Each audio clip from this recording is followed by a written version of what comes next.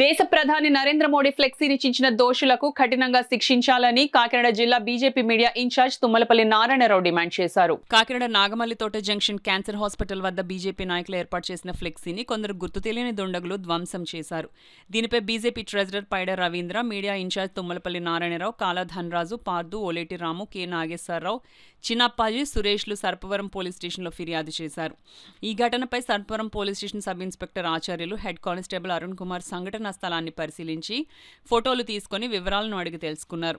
ఈ సందర్భంగా BJP media incharge Tummalapalli Narayana Rao మాట్లాడుతూ, నగరంలో దేశ ప్రధాని నరేంద్ర మోడీ ఫ్లెక్సీని ఏర్పాటు చేస్తే కొందరు గుర్తు తెలియని వ్యక్తులు ధ్వంసం చేశారని, దీనిపై సర్పవరం పోలీస్ స్టేషన్లో కేసు నమోదు చేశామని చెప్పారు.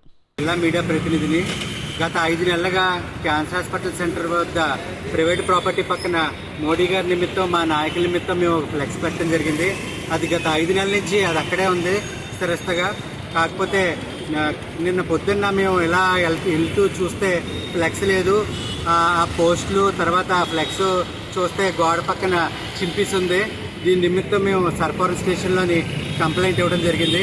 ఎస్ఐ గారు మరియు కానిస్టేబుల్ వచ్చి ఎంక్వైరీ చేసి దీని మీద తగిన యాక్షన్ తీసుకుంటామని చెప్పడం జరిగింది.